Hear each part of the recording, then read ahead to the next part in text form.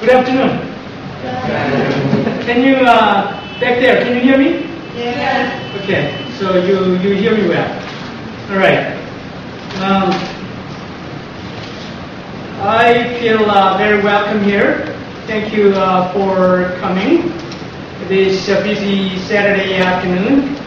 You're supposed to be on Mudung Mountain, or you're supposed to be in Yeosu, walking around that expo site, or somewhere else with your boyfriend, girlfriend, wife, husband, and etc. But you take your time out of your busy schedule, and thanks a lot. All right, without much babbling, I will jump right into my talk. Arrivals and departures, mapping diasporic identities. Does it work? What's going on? Oh, okay. Don't say that I will depart tomorrow. Even today, I am still arriving. Look deeply. Every second I am arriving, to be a bud on a spring branch, to be a tiny bird with the still fragile wings, learning to sing in my new nest, to be a caterpillar in the heart of a flower, to be a jewel hiding itself in a stone. I still arrive in order to laugh and to cry, to fear and to hope.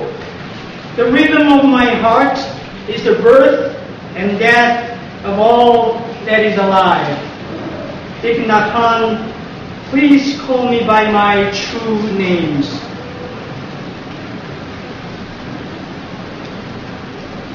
In order to arrive at what you do not know, you must go by way, which is the way of ignorance. In order to possess what you do not possess, you must go by the way of dispossession. In order to arrive at what you are not, you must go through the way in which you are not. Quoted from T.S. Eliot for Quartet. We live in the world of globalization, a world dominated by the logic of American late capitalism. Globalization creates, expands, and intensifies social interconnections and interdependencies. In this age of globalization, more and more people travel across their own cultures, creating the cultures of the world that have becoming increasingly interlayered, mixed, and juxtaposed. As we live in this world of intermingling and traveling, we all cross borders, one way or the other. All the crossings entail arrivals and departures, but we all cross borders differently. So, we don't experience arrivals and departures in the same way. Some people's lives are more intensely marked with the comings and goings than others. This afternoon, I would like to reflect on the connection between diaspora and identity. I would like to do so by talking about my own journeys.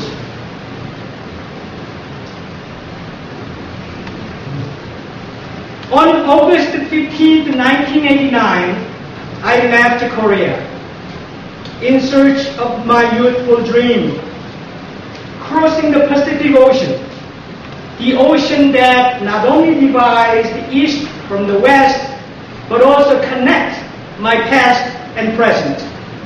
Like many people who left the third world country, I left with a romantic belief in the land of freedom and opportunity. I guess I had been co-opted by the romanticized national narrative of America. To the boy who grew up in a poor farming countryside, this popularized narrative was very attractive, I must confess. 10 years later, in 1999, my wife and I, along with our daughter Iris, then 4 years old, arrived in Dearborn, Michigan.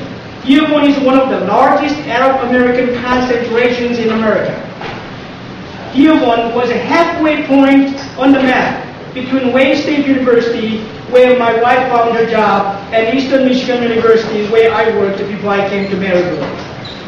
I arrived at Marygrove College in Detroit, Michigan, where I currently teach.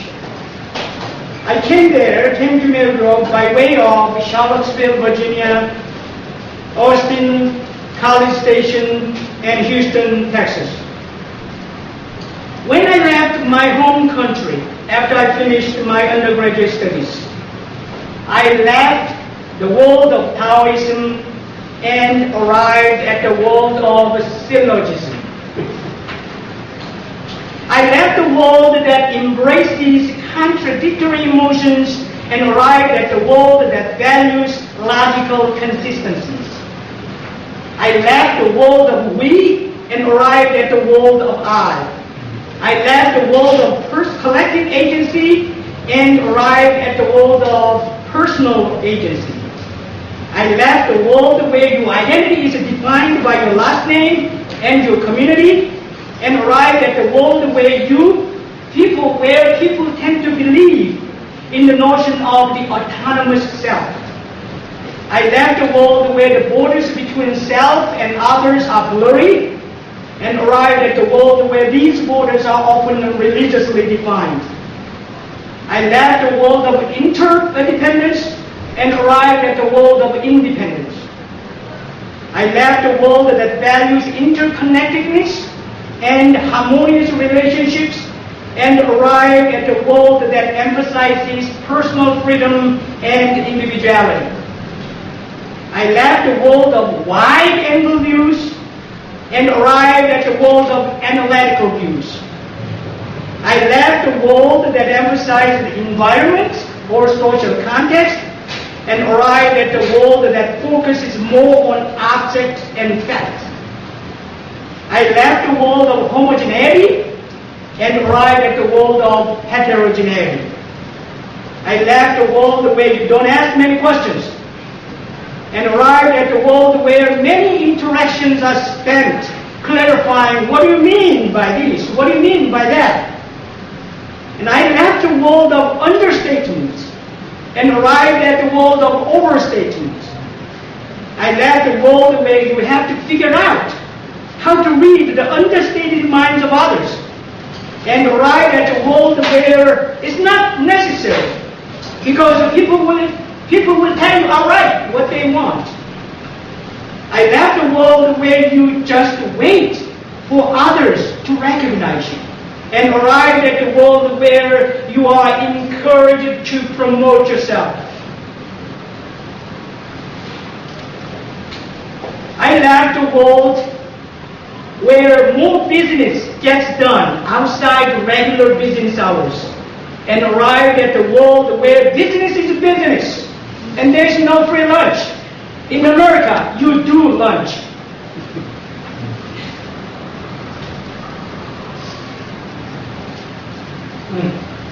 All right, good. I left the world of rice and kimchi and arrived at the world of what? Bob? Mac and cheese. I left. Doesn't it work or what? Okay, all right. I left the world where all of the dishes are brought out at once, simultaneously, and arrived at the world where you start with salad or soup, and then you move to main entree, and then you finish the meal with a very, very sweet dessert. This difference in dining is not just about dining itself. While in Korea people develop their rhetoric in a circular fashion, in America you need to compose your ideas in a linear mode. whether it be inductively or deductively. I arrived in a world where time is much more mechanized and regulated. 5 o'clock means it's time to go home, whether your boss is in the office or not. Saturday means, unlike you guys, Saturday means you don't come to the office. Perhaps it's time to work in the garage. I left a world where the private and public spheres are not clearly demarcated, and arrived in the world where cultural unconscious says you shall not cross the border between private and public spaces. I left the world of romantic nationalism and arrived at the center of neo-imperialism. I left the world dominated by Confucian ethics and arrived at the world that is controlled by the logic of advanced capitalism. I left the world of constricting collectivism and arrived in a world of rugged individualism. I left the world regulated by hierarchical structures and arrived at the world highlighted by racial structures. My journey is relatively privileged one, partly because I have mainly navigated through institutions of higher education. Yet, it is still marked with painful scars.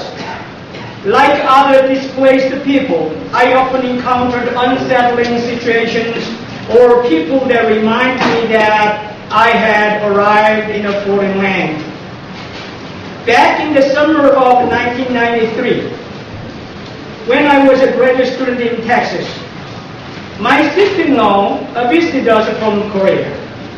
And we decided to travel to Washington, D.C. via New Orleans, Louisiana, Charleston, South Carolina, and Charlottesville, Virginia. On the way, we stopped in Savannah, Georgia, and were very impressed with a rich history.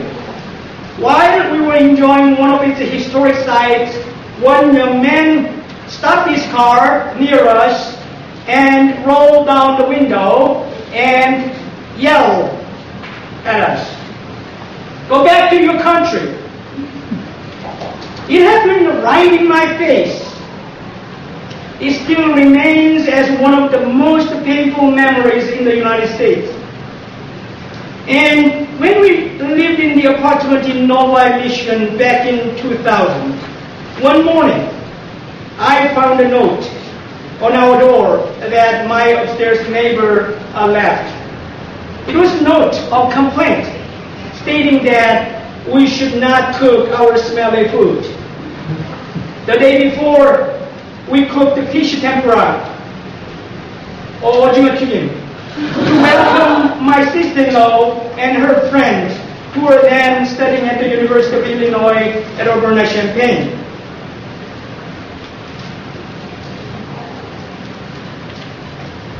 Jacques Lacan, a post-Freudian French psychoanalyst, argues that the biggest separation is the separation from the intimate union we experience with our mothers when we are babies. For Lacan, this separation constitutes our most important experience of loss, and it is this experience that will haunt us all our lives. All of our subsequent desires and needs derive from this place of loss, this place of lack, Lacan says.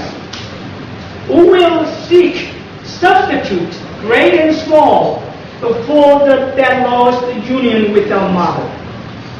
One might be able to extend Lacan's insight to apply to the experience of the diasporic people. As we cross borders, migrants experience this traumatic loss that accompanies their separation from their mother country. Subsequently, they try to behave in ways they think will compensate for this loss, whether that is making more money, or living in a bigger house, or buying a better car, or even sending kids to better schools.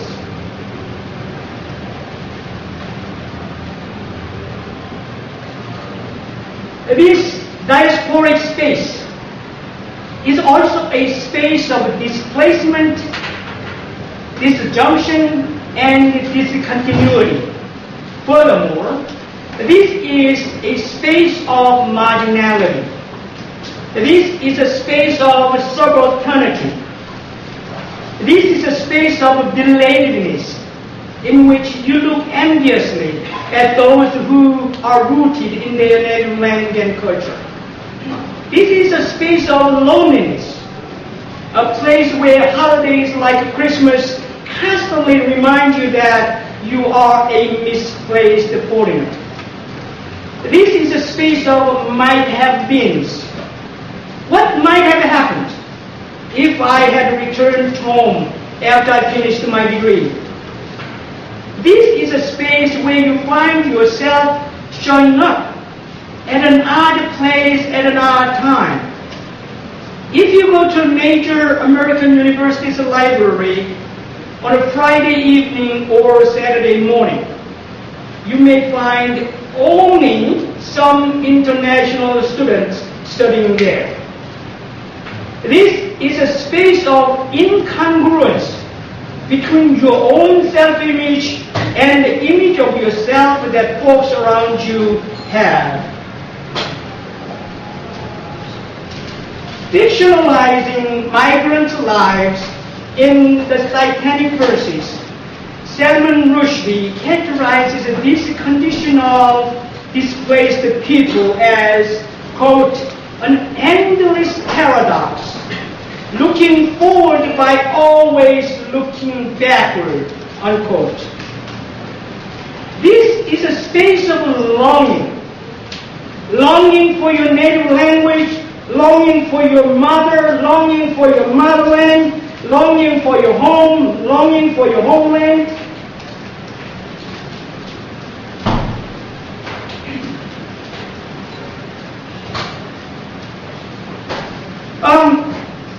Here on 9 Mile Road, how do you get rid of this? Okay. On 9 Mile Road and Inkster in Southfield, Michigan, there is a Korean Presbyterian church. This church was designed as if it is sitting face west. This is the east, but it's going that way actually. That's west, right? So it's facing the west toward Korea. Displaced people's longing for their home is often expressed through their unbearable hunger for home food. When we lived in College Station, Texas, to relish certain kinds of Korean dishes, we often drove 2 hours all the way to Austin. There, we wolfed down our favorite Korean dishes like Chaepyong and Jjajangmyeon, and then by the time we returned to College Station, we were already hungry for those foods again.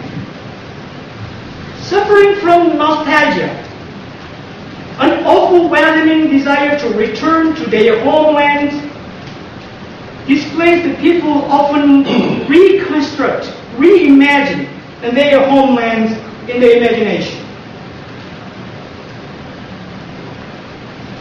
Here is a Korean poem. My colleague Ann Rashid and I translated. Imagining his homeland, Jung Ji-young wrote this poem back in 1923 when he was studying in Japan as a colonial subject. This poem is entitled Hyangsu, Nostalgia.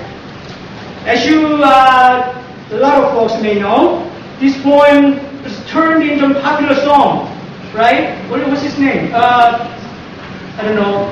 Lee Dong-won and... eh? Yeah, Lee Dong-won and what's the other singer? Somebody else. Yeah? Park? Park In-soo. 마빈주의 이동원, right? Yeah, this is a lot of people favorite. So most Koreans know this song. I will read this one with you guys. So Nostalgia by Jung Gi-young. This is the place where toward the eastern end of that vast field, the small brook that babbles all the stories turns around, and the brindled cow cries sadly and slowly in golden glow. How could you forget this place, even in a dream? This is the place where when ashes in the clay stove get cold, the sound of the night wind on the empty field runs like a horse, and the old father, overcome with shallow sleepiness, lays himself down, propped up by a straw pillow. How could you forget this place, even in a dream? This is the place where, longing for the blue light of the sky, my heart has grown in this soil. It will drench itself in the grassy dew, in search of the arrows I shot at random. How could you forget this place, even in a dream? This is the place where young sister would run, her hair flying behind her ears, like the night waves that dance upon the lavender sea, and the oatmeal-looking wife, with the feet buried in the field for all 4 seasons, would gleam through what remains with the hot sunlight on her back. How could you forget this place, even in a dream? This is the place where the stars sparsely dot the sky and shuffle their footsteps toward the unknown sandcastle. The frosty crows pass by the poor rooftop howling, and the family sits around the faint light to talk together softly. How could you forget this place, even in a dream? Let me introduce you another poem I translated. This time a poem by Go Jung-hee, a Jeollado poet who lived as an internal exile within her homeland, known for her passionate feminism and resistance poetry. She derived many of her poetic inspiration from Gwangju and Jeollado. Here, you will see another poem in which a poet imaginatively, or I should say romantically, reconstructs her home. It's called Bound for the South, Namdo Hang, by Go Jung-hee. When the moon is full in mid-July, envisioning home, I run down the road to Haenam, the place that I miss. The road I take to watch the evening glow below mother's grave.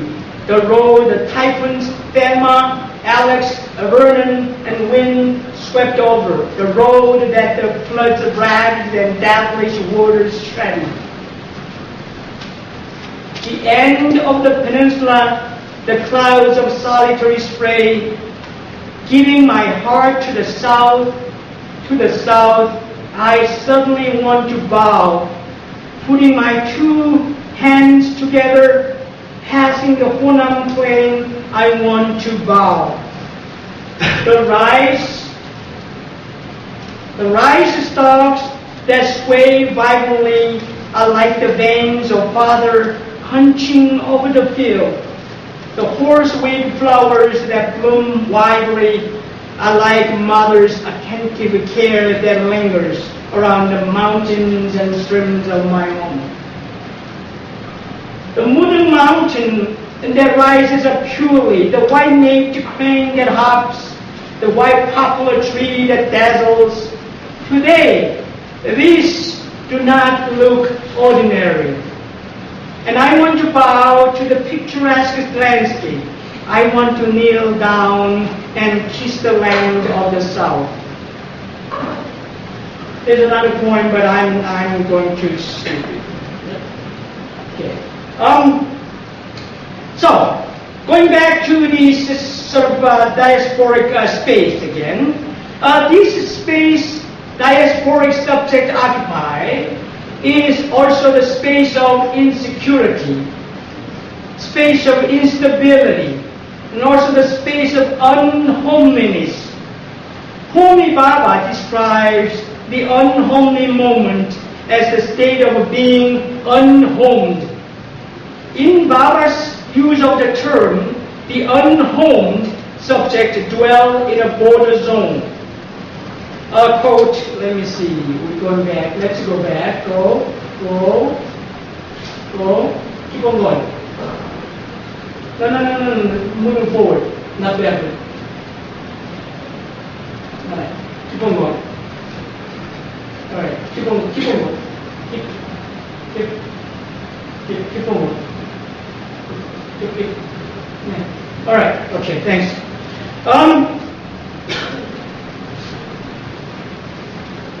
So this unhomed subject dwell in a border zone. Quote here says, as though in parentheses. Okay. Unhomeliness is the feeling of having no stable cultural identity that occurs to people who do not belong to the dominant culture. Being unhomed is not the same as being homeless. Unhomeliness is an emotional state. Unhomed people don't feel at home even in their own home. Diasporic subjects are at odds with the new place, feeling outside a chatty, familiar world inhabited by natives. The fact that they cannot find a true home makes them feel constantly anxious and marginal. They are people who stand as marginal figures outside the comforts of privilege, power, and being at homeness. Psychologist says, out of this marginal status come all kinds of psychological adjustment problems, adjustment issues, such as a depression, anxiety, and even, again, violence. The dichotomies, the binaries I created earlier as I talked about my own arrivals and departures are purposefully exaggerated binaries. Anybody knows that these binaries are rhetorically relatively constructed. But in reality, as migrants arrive in new places with their true suitcases, they also arrive with their own metaphysical baggage, such as beliefs, traditions, customs, and values. Because they have carried over these things with them as they journeyed. They have not really left their home countries. So, Edward Said rightly states that displaced people, quote, exist in a median state, neither completely at one with the new setting, nor fully disencumbered of the old, beset with half involvement and half detachment, nostalgic and sentimental on one level, and adept, mimic, or secret outcast on another. Unquote. As you see here, diasporic people are in between nations, in between cultures. They are of and not of each place, feeling neither here nor there, unable to indulge in sentiments of belonging to either place. But this is not just a debilitating, disabling place. Speaking with the migrant sensibility, Salman Rushdie says, quote, our identity is at once plural and partial. Sometimes we feel that we straddle two cultures. At other times, that we fall between two stools.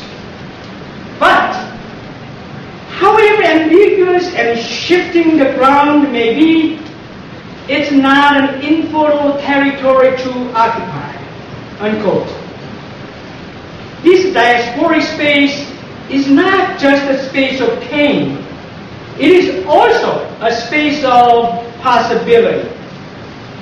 As anthropologist James Clifford says, diaspora consciousness leaves loss and hope as a defining tension. A diasporic journey carries with it certain rewards and even privileges and vantage points. This in-between place is the place where you can get the pleasure of surprise and wonder. You cannot take things for granted here. Here you cannot see things simply as they are, but you tend to look at them as the result of a series of historical choices. Accustomed to accept the provisional nature of all truth, you become more sensitive to the ways in which dominant ideologies have made certain cultural values look as if they are natural rather than naturalized. Because the diasporic people see things both in terms of what has been left behind and what is present here and now, they tend to look at things with a double vision.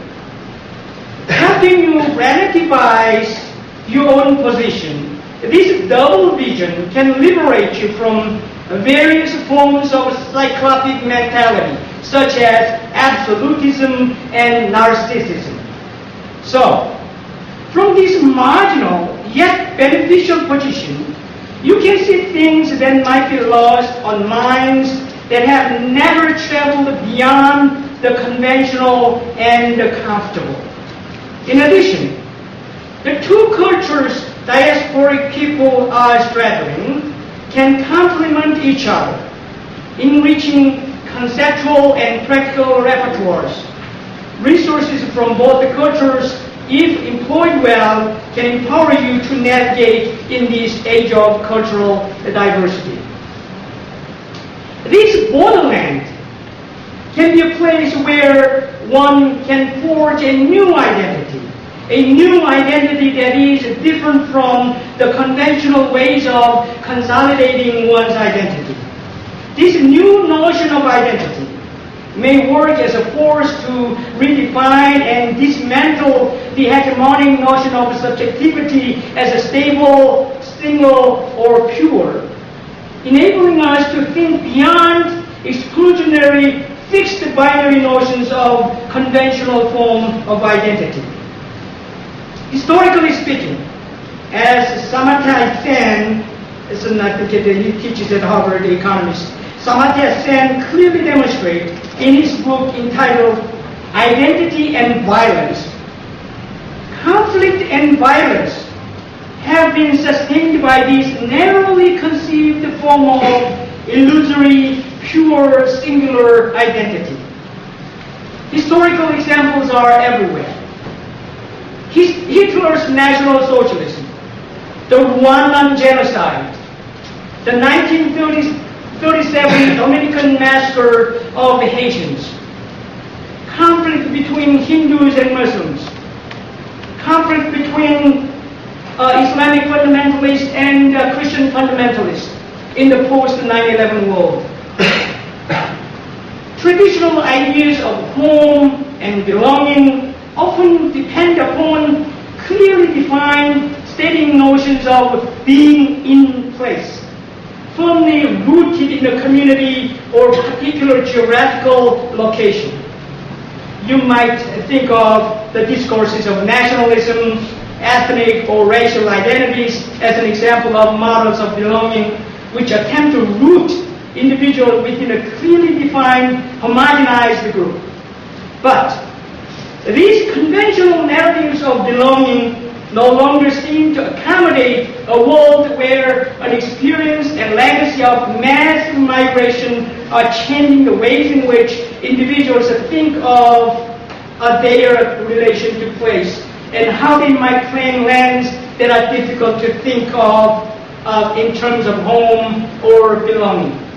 But new transnational models of identity and belonging are possible.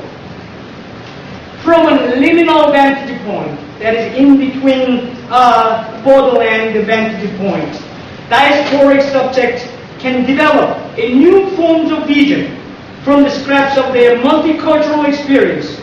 The grounded certainties of roots are replaced with the transcultural provisionalities of routes.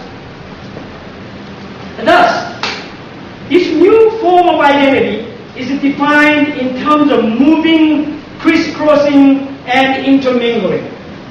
This new model of identity is necessary if we want to go beyond the current world that is still painfully divided.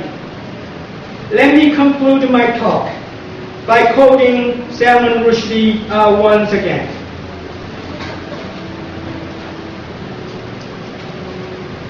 Particularly after his internationally known novel, The Satanic Verses, Salman Rushdie has been known as a relentless champion of the aesthetics of cultural hybridity and impurity. In his strong opposition to the absolutism of the pure, he believes that the transformation, a change, comes out of new and unexpected combinations of human beings, cultures, and ideas. Preoccupied with migration as translation, in the sense of transformation, metamorphosis, and reincarnation, Salman Rushdie says in his book of essays called Imaginary Homelands, quote, "The word translation comes etymologically from the Latin word for bearing across. Having been born across the world, we are translated men. It is normally supposed that something always gets lost in translation. I cling obstinately to the notion that something can also be gained," unquote. Thank you very much.